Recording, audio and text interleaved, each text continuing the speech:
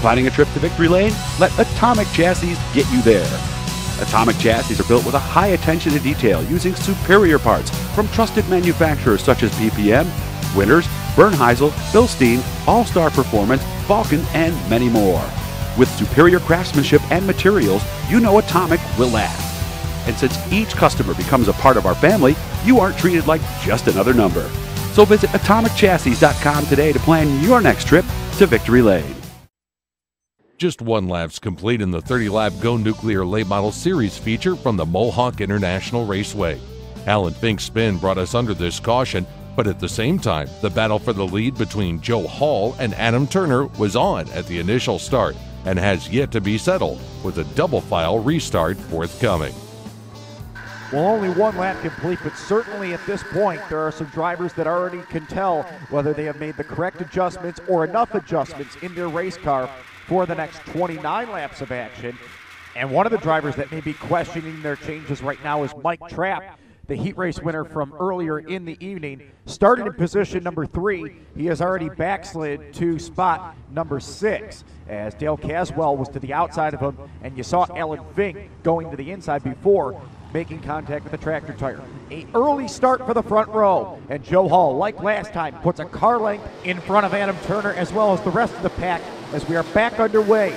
A few drivers caught a break on that caution. As the lap was taken, they moved up a number of spots. But here we go for the top position, and this time Adam Turner made it work on the outside of the racetrack. He is the new race leader. The battle on for second. Joe Hall, again, right through the middle like we saw him earlier in the day in heat race action. Now has Sean Beardsley and Greg Bellier breathing down his neck. Beardsley just a little off the bottom, tries to dive in the corner. Well, Bellier sticks it right through the middle of the racetrack. Spoke to him in the pits earlier. He said that was going to be his plan for this 30-lap feature. On the inside goes Beardsley, but still that line is blocked as Dale Caswell closes in, right now rounding out the top 5. Adam Turner still the race leader in the number 92. The driver, again, that was not here back in July. In exchange for second, and now make it third, as Beardsley and Bellier have been able to move around the 38 of Joe Hall. So Beardsley quickly closes in.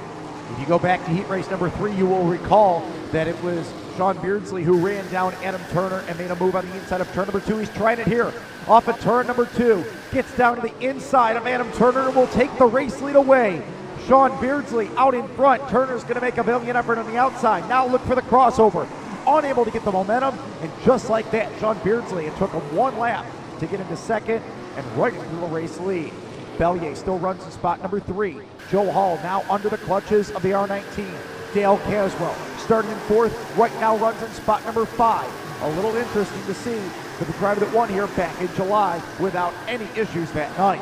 A little bit further back, the battle shapes up for 7th. Phil Potts hangs on to that spot in the number 29.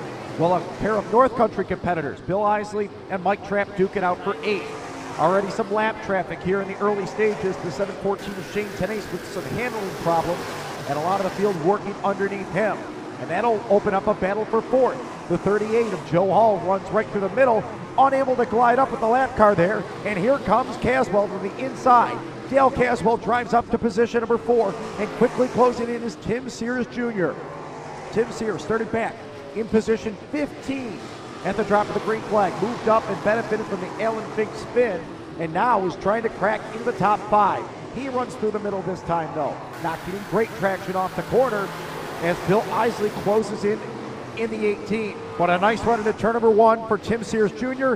He slides up into spot number 5, and now will chase after Dale Caswell for position number 4. A great battle all the way throughout the top 10. Phil Potts again going to the inside of Mike Trapp. The battle for 4th is now side by side. The two drivers that have feature wins here at the Mohawk International Raceway in late model competition. Sears came last fall. Well, Caswell picked it up this summer. And Tim Sears, one of the only drivers running the outside of the racetrack. And the good news for him, nobody else is running up there, so he's not dealing with the traffic. The leader is mired in a heavy dose of lapped automobiles. He goes to the outside of Steve Coit, puts him a lap down, now goes after the Canadian David McDonald. Makes a dive bomb move to the inside of the racetrack and is able to get his 18S to stick. And that is why he is the race leader right now. Able to go very hard into the corner, hit the brakes, and still make it stick. on that inside rail. Adam Turner skates up the racetrack a little bit. Has to really get off the throttle, and that will allow the 25 of Greg Bellier to close.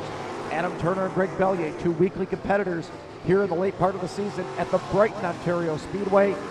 Sean Beardsley, on the other hand, the driver that split his time between Can-Am and Fulton as a Winter Each facility this year.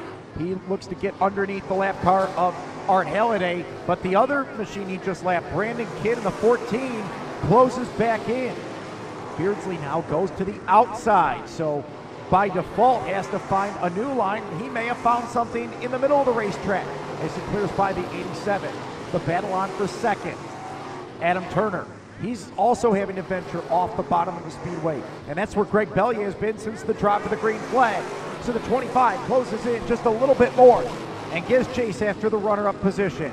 Bellier, who has finished second in both prior appearances here. Contact me. Harry Halliday, the lap car, just got sandwiched in between second and third and made some contact with the 92 of Adam Turner. Turner able to hold on for second for how much longer?